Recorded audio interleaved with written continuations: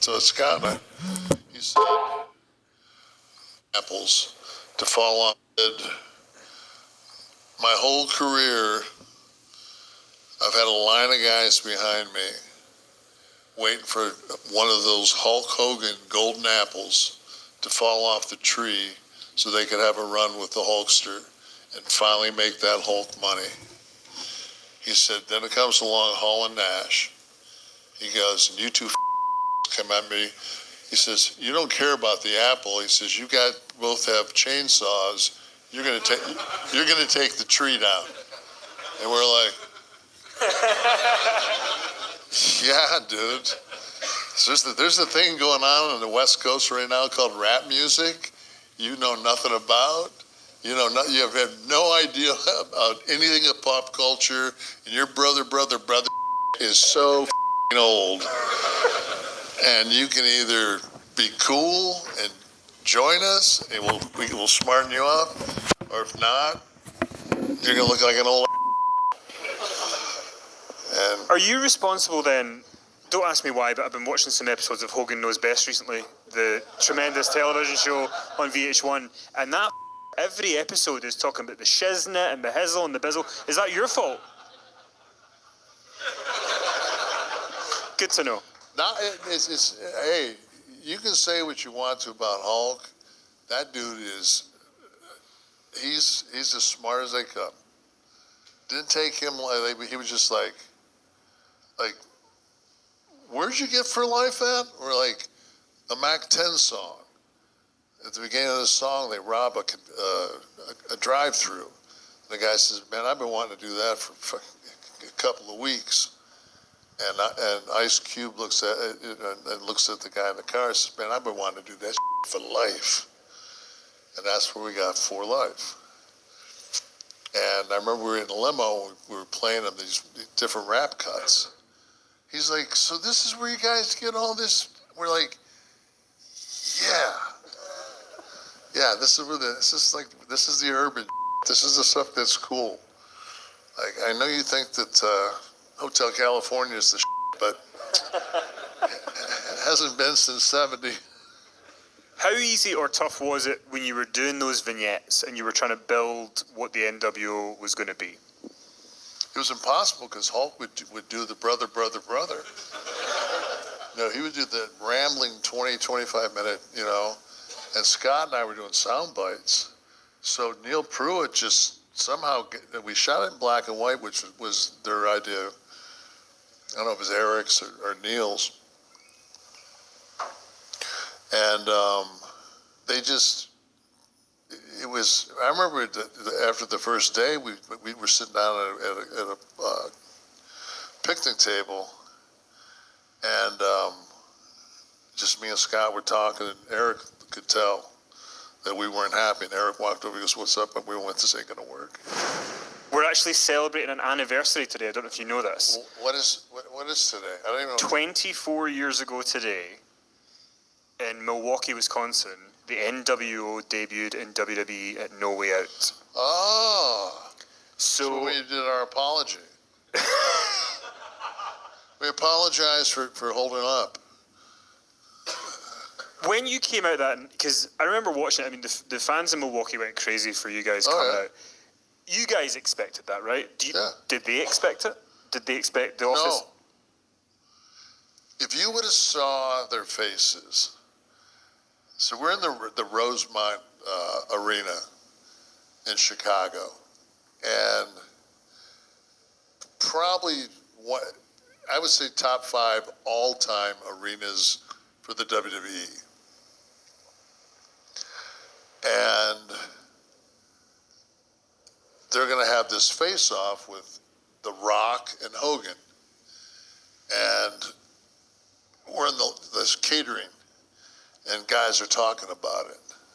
Oh, man, it's going to be 90-10, Rock.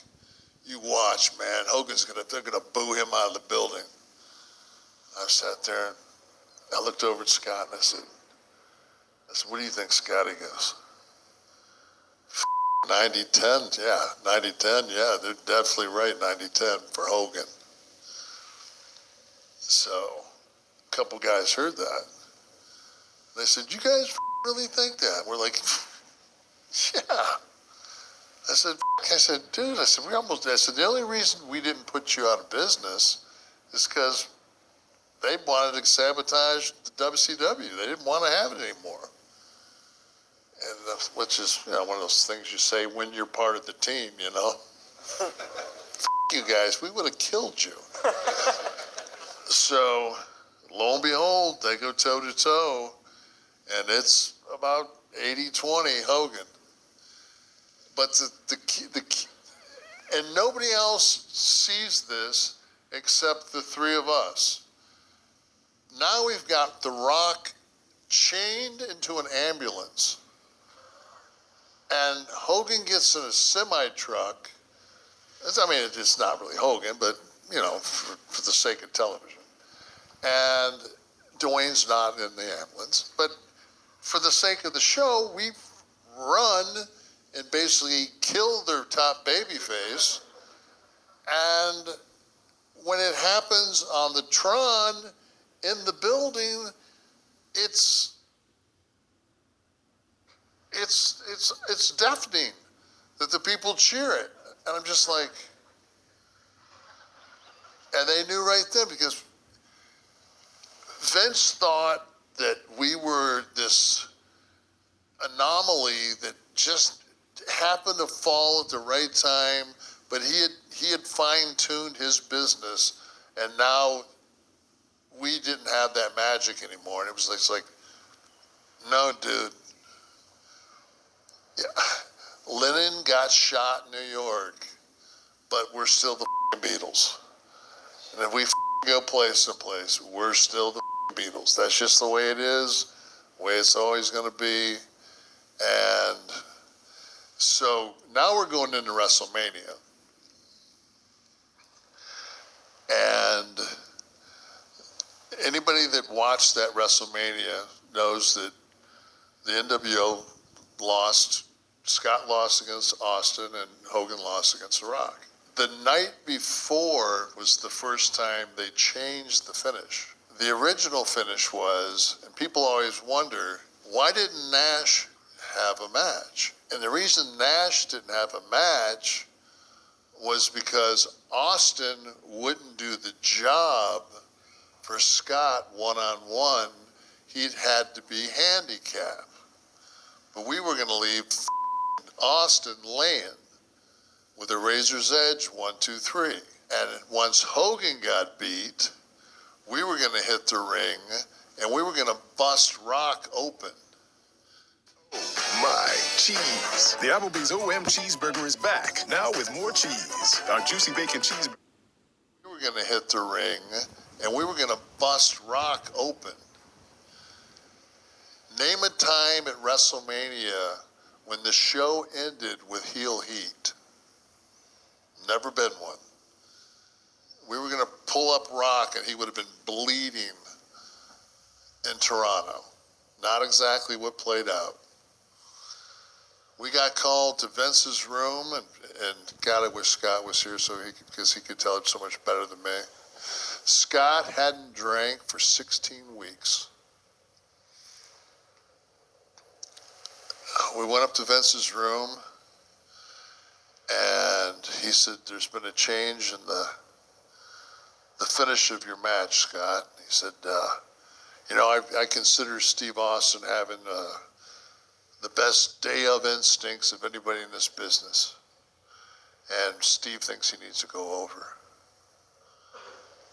Scott looked at Vince and goes, well, yeah, never lose. It's like, I guess he's got great instincts. So Scott doesn't hear another word he says. Scott just gets up and walks right out of the suite. I looked at him and I just shook my head and I walked behind him.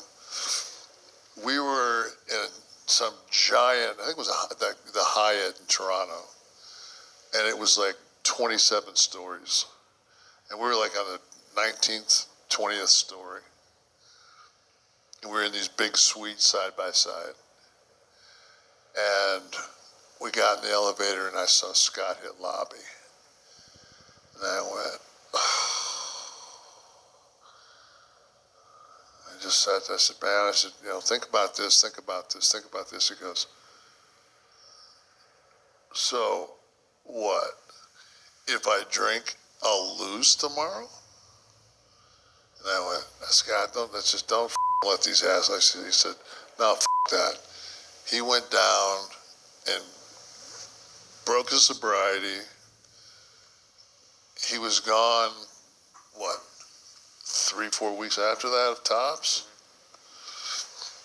And Hogan put the yellow and red back on, and they beat us around the loop. Because they gave, I think it was the night after or maybe the week after WrestleMania. They beat us in Montreal, didn't they? And then they put Sean Waltman in the group. Yeah. So it was going to be you, Scott, and Sean.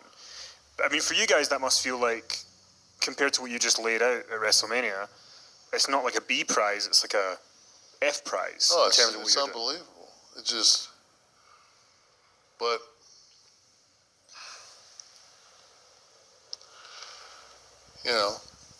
what are you gonna do?